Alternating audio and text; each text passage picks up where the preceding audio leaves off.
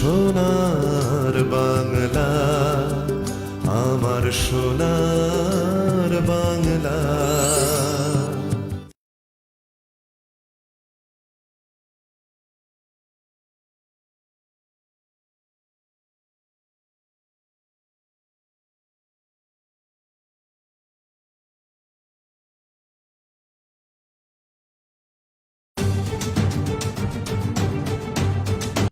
Garden রিচের বিপর্যয়ের কথা মনে করিয়েও দেন তিনি।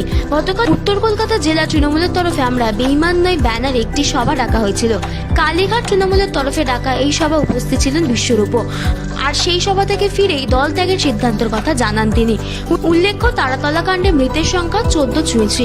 বিধানসভায় দাঁড়িয়ে তারাতলা বিপর্যয়ের জন্য তৃণমূলকে দায়ী করেছেন মুখ্যমন্ত্রী শুভেন্দু অধিকারী। তিনি জানিয়েছিলেন তারাতলার গোডাউনের বিল্ডিং প্ল্যানে প্রাক্তন মেয়র ফিরাদ হাকিমের সই রয়েছে। তার মুখে শোনা যায় ফিরাদের প্রাক্তন ওএসডি কালীর নামও। সেই সূত্রে ধরেই তারাতলা বিপর্যয়ে জড়িয়ে যায় কালীঘাট তৃণমূলের সেকেন্ড ইন কমান্ড অভিষেক বন্দ্যোপাধ্যায়ের নামও। Bureau report, Target News, Kolkata. এখন একটা ছোট্ট বিরতির পর ফিরে আসছি খবরে, সঙ্গে থাকুন। জয় মা। পৌরোহিত্য ও জ্যোতিষ জীবনে বাকসিদ্ধ শ্রী সুব্রত চক্রবর্তী বাস্তুদোষ, মাঙ্গলিক দোষ সহ দুর্গাপুজো, কালী পুজো, গণেশ পুজো ও পরমবীর হনুমানজির পুজো সহ সব রকম পুজো পাঠ ভক্তি সহকারে ভক্তের মঙ্গল কামনায় করে থাকেন সুব্রত চক্রবর্তী। তাই আজই যোগাযোগ করুন সুব্রত চক্রবর্তীর সঙ্গে। যোগাযোগ নাম্বার 9831905806। আপনার ব্যবসার পরিধি বৃদ্ধি করতে চান? নামমাত্র খরচে বিজ্ঞাপনের জন্য যোগাযোগ করুন আজই 8334034324। বিরতির পর ফিরে এলাম খবরে, চলে আসবো পরের খবরে। বিজ্ঞান তার প্রযুক্তির সাহায্যে দূরকে যেমন করেছে নিকট, তেমনি আমাদের সভ্যতাকে করেছে উন্নত থেকে আরো উন্নত। বিধাননগরের সন্দীপন চন্দ্র বিজ্ঞান ও প্রযুক্তিকে ব্যবহার করে চলেছে অবিরত। আমরা যখনই কোনো ইলেকট্রনিক্স জিনিস বা যে কোনো বোর্ড প্রোগ্রাম করি, যেরকম রোবট বা অন্যান্য ইলেকট্রনিক্স ডিভাইস বা ইলেকট্রনিক্স প্রজেক্টে যা যা মেকানিক্যাল ইলেকট্রনিক্স যে কোনো রকমের প্রজেক্টে প্রোগ্রাম করার সময় আমরা ট্র্যাডিশনালি ওয়্যার ইউজ করে, ইউএসবি ওয়্যার বা অন্যান্য ওয়্যার ইউজ করে সেই বোর্ডকে বা সেই মাইক্রো কন্ট্রোলার ইউনিটকে প্রোগ্রাম করি অথবা মাইক্রো প্রসেসরকে। তো অনেক সময় দেখা যায় যে এই রকমের প্রোগ্রাম করতে গিয়ে ওয়ার্ড প্রোগ্রাম করতে গিয়ে আমাদের অনেক রকমের সমস্যার সম্মুখীন হতে হয়। কেননা বিশেষ করে যখন রোবট বা কোনো বড় ধরনের প্রজেক্ট টিউনিং করতে হয়, রোবট বা বড় ধরনের প্রজেক্ট টিউনিং করার সময় দেখা যায় যে রোবটটিকে অনেক দূরে রেখে বিভিন্ন রকমের সার্কামটেন্সের মধ্যে দিয়ে বিভিন্ন রকমের সিচুয়েশনের কন্ডিশনে রেখে রোবটটিকে টেস্ট করতে হয় রিয়েল টাইম। তখন যদিও সেই ওয়্যারের পরিমাণ অনেক বড় থাকলেও অনেক সময় সেটি জড়িয়ে যায়, অনেক রকমের প্রবলেমে পড়তে হয়, সমস্যা হয়। তো সেই জন্য আমরা সেই সময় এই যে ডিভাইসটা আমি বানিয়েছি সেটা ইউজ করতে পারি। এটি ওয়্যারলেস প্রোগ্রামিং শিল্ড। এই শিল্ডের মাধ্যমে আমরা ব্লুটুথের থ্রুতে আমরা যে কোনো মাইক্রো কন্ট্রোলার ইউনিট বা মাইক্রো কন্ট্রোলার আমরা প্রোগ্রাম করতে পারি ওয়্যারলেসলি। এটির রেঞ্জ হলো 10 মিটার, প্রায় 30 ফুটের কাছাকাছি, এবং আমরা কম্পিউটারে এটি 2-ওয়ে সিস্টেম, 2-ওয়ে কমিউনিকেশন। এর মাধ্যমে আমরা কম্পিউটার থেকে প্রোগ্রামও করতে পারি এবং মাইক্রো কন্ট্রোলার ইউনিট থেকে যে কোনো ডেটাও কম্পিউটারে ওয়্যারলেসলি নিতেও পারি। বর্তমান যুগ হলো বিজ্ঞান ও প্রযুক্তির যুগ। বিজ্ঞান তার প্রযুক্তির মাধ্যমে মানুষকে দিয়েছে অভাবনীয় গতি, আর একই সঙ্গে সভ্যতার অগ্রগতিকে করেছে আরো দ্রুততর ও উন্নত।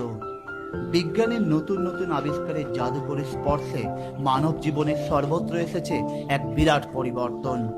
বিজ্ঞানের এই জয়যাত্রার পেছনে যেসব প্রতিভাবান বৈজ্ঞানিক সাধকদের অবদান রয়েছে তাদের মধ্যে অন্যতম হলেন বিধাননগরের সন্দীপন চন্দ্র।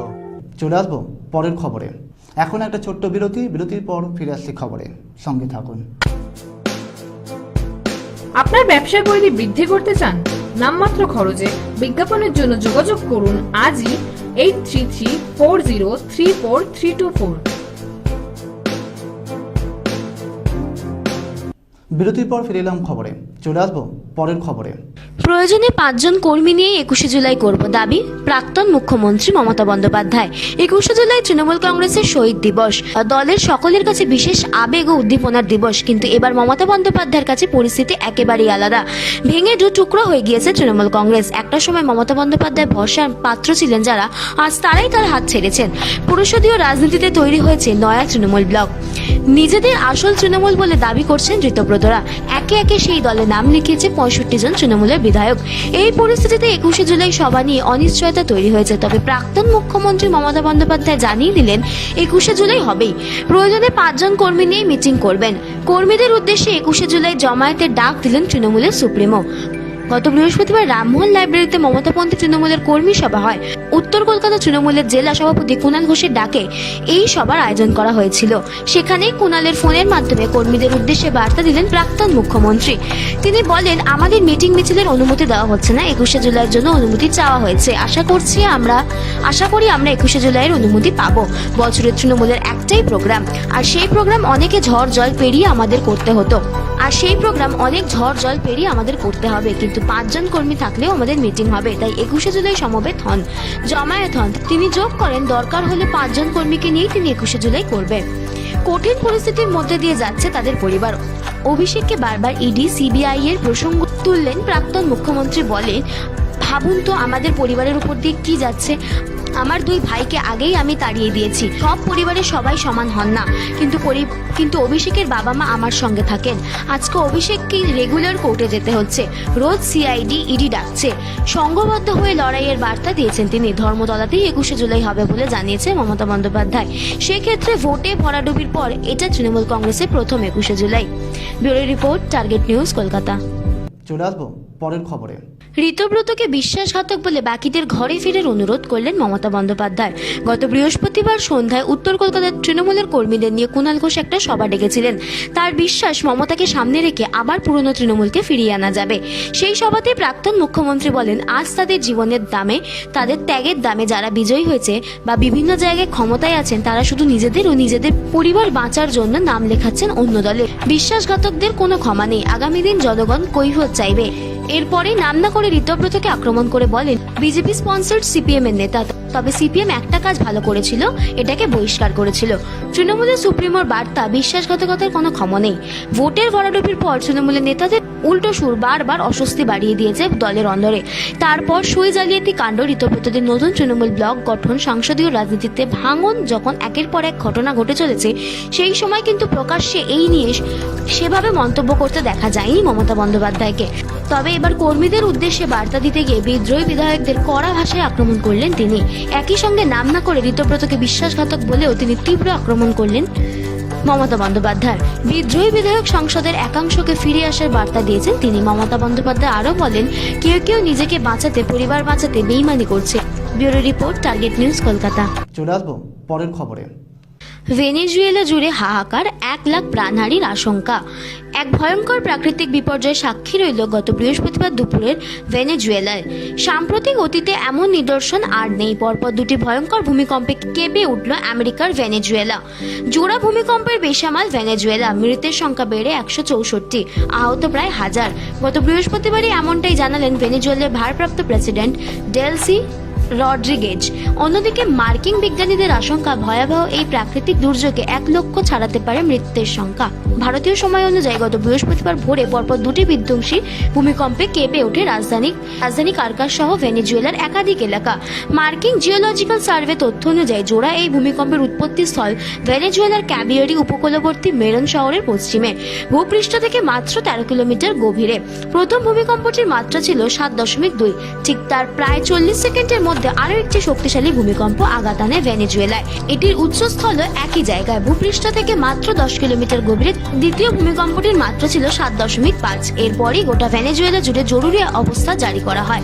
বিশেষজ্ঞরা বলছেন, ভেনেজুয়েলার ইতিহাসে একটি শতাব্দীর সবচেয়ে শক্তিশালী ভূমিকম্প। কারকাস থেকে প্রায় 1700 কিলোমিটার দূরে অবস্থিত ব্রাজিলের আমাজনের বিভিন্ন স্থানে অনুভূত হয়েছে। ভেনেজুয়েলার আশেপাশে একাধিক ফল্ট লাইন রয়েছে, কিন্তু দেশটি দক্ষিণ আমেরিকান ও ক্যারিবিয়ান প্লেটের সংযোগস্থলে অবস্থানের কারণে ল্যাটিন আমেরিকার অন্যান্য অঞ্চলের তুলনায় এখানে শক্তিশালী ভূমিকম্পের ঘটনা অনেক কম ঘটে।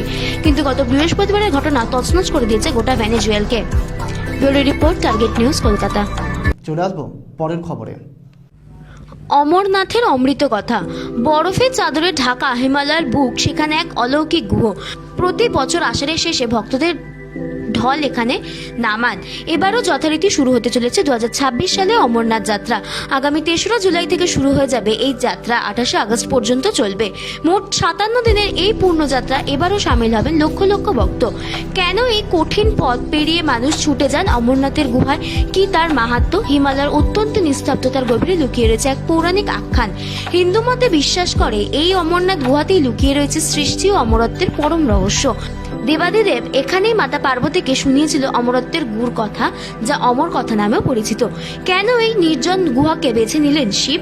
কথিত আছে দেবী পার্বতী একবার মহাদেবকে প্রশ্ন করেছিলেন কেন তিনি অমর, অথচ দেবীকে বারবার মৃত্যুবরণ করতে হয়। পার্বতীর বারংবার অনুরোধে শিব তাকে অমরত্বের রহস্য ও অমর কথা শোনাতে রাজি হন। কিন্তু এই পরম গোপন জ্ঞান মহাবিশ্বে অন্য কেউ শুনুক তা চাননি মহাদেব। তাই তিনি এক নির্জন স্থানের খোঁজে রওনা হন। গোপনীয়তা বজায় রাখতে শিব তার সমস্ত অলংকার ও সঙ্গীদের পহলগামে তিনি ছাড়েন তার বাহন নন্দীকে। চন্দন বাড়িতে মাথা থেকে নামিয়ে রাখেন চন্দ্রকে। শেষ নাগে মুক্ত করেন তার গলার সর্পকুলকে। পঞ্চতরণীতেই ত্যাগ করেন পঞ্চভূতকে। এমনকি পুত্র গণেশকেও তিনি রেখে যান মহাগণেশ পাহাড়ে। সবশেষে পার্বতীকে নিয়ে তিনি প্রবেশ করেন এই নির্জন গুহায়। Target News, Kolkata. চলে আসবো পরের খবরে। বিপত্তারিণী চণ্ডীবাড়ি। রাজপুরের এই জাগ্রত মন্দির আজ অবয়ব। মায়ের চরণ স্পর্শ করে প্রণাম এই মন্দিরের অন্যতম বৈশিষ্ট্য। কথিত আছে মায়ের কাছে চোখ বন্ধ করে যা চাওয়া হয় মা তাই নাকি ভক্তবৃন্দের পূরণ করেন। তাই তো মন্দির প্রাঙ্গণে অগণিত ভক্তবৃন্দের ভিড় যেন মন্দিরের পরিবেশকে অনেকটাই সমৃদ্ধ করেছে। মনোরম পরিবেশ এবং সৌহার্দ্যপূর্ণ ব্যবহার, মন্দিরের আকাশ বাতাস যেন সমৃদ্ধ হয়ে মানুষের সেবা দান করে চলেছে। আর এই মন্দিরই ঘুরে দেখল টার্গেট নিউজ। আজ আপনাদের এই মন্দিরের ছবি তুলে ধরব।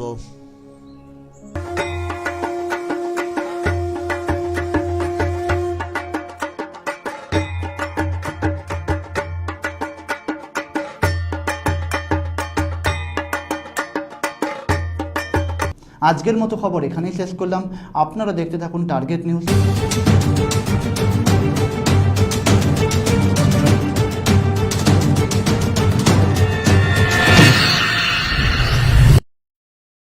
সোনার বাংলা, আমার সোনার